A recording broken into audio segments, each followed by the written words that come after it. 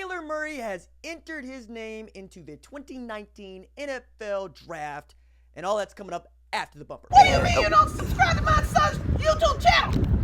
Mama, no! Just snap the damn ball, RJ. What's up, kinfolk? It's RJ Young. I am not on a step mill. Consider hitting the like and subscribe button because I upload a video every single day. So it's OU related, college football related, sports related. We have a good time. And today we're going to talk about Kyler Murray entering his name into the 2019 NFL Draft and what that means. But first, I told you, but you didn't listen. Or you did, in which case, hey, you've been with the party. I appreciate it. If you didn't, shame. Shame. Where's my bell? Where's my Cersei bell? Because we need to talk about Kyler Murray was always going to enter his name in the NFL Draft, man. There's no harm in not doing it, even if you want to play baseball. By the way, you're going to collect on your money because according to J.J. Cooper at Baseball America, he needed to go to spring training to get the rest of his signing bonus. They paid him a little bit. Now they're going to pay him a lot. But it doesn't matter because the NFL Draft isn't until April. He had to report to spring training in February anyway. And if he gets drafted in the first round, then we can have a really difficult conversation about choosing to drop baseball and go to the NFL. If he gets drafted in the third round, we can have a really difficult conversation about choosing the NFL or continue to play baseball because Kyler Murray is a polarizing talent in that he might be the first guy that we can actually point to who could legitimately play quarterback and in pro baseball at the same time and be good. And I have a theory about this based entirely on myself. I do a lot of different things. Those of you that have been with the channel since Jump have seen me write and publish a book, go to school to get a Ph.D., put together a comic book, do this channel, do podcasts, and some other things I'm sure I even forgot to do.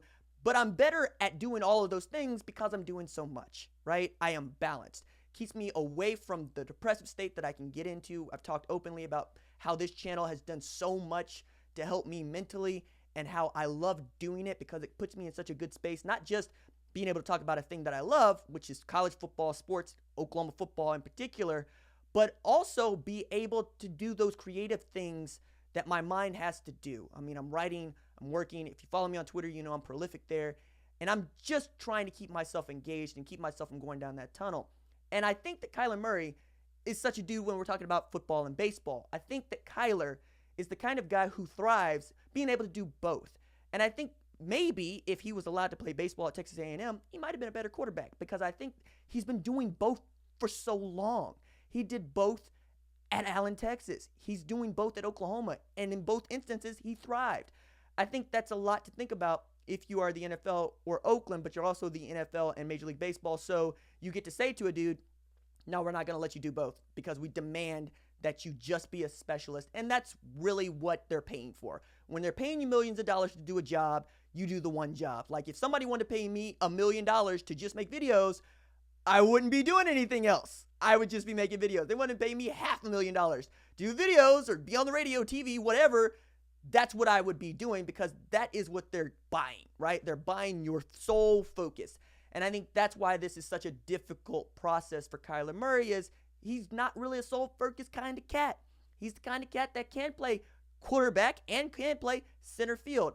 And believing what other folks have to say that the comp is Andrew McCutchen, for me it's Mike Trout, that he could be an all-star center fielder is really difficult to pass up, but he could also be an all-pro quarterback. Now the height thing seems to scare a lot of people because they just think that he can't throw over the line. Again, it doesn't scare me and it doesn't scare anybody that watched him win the Heisman Trophy passing for 4,000 yards, 4,300 yards, and rushing for over 1,000 in 14 games, right? So, I mean, I think it's moot. But if you want him, you want him. And if you don't, you don't. And you're going to make it really difficult for Kyler Murray if you draft him in the first round in the NFL to make him say, you know, I'm not going to go play quarterback. But if you draft him in the third round, you make that even easier because he might just decide, yeah, I'll go into small towns. I'll play for 500 people at the minor leagues. I'll spend 2 years here, and then I'll go get my real check in the show. Or if you're the Jacksonville Jaguars or the New York Giants or even the Arizona Cardinals, you might draft him and say, no, dude, we want you to be our franchise quarterback. We want you to be the dude for which we muster all of our resources.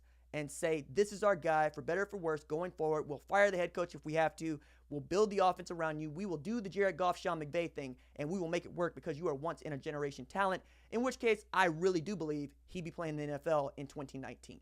All right, that's it for me. Deuces.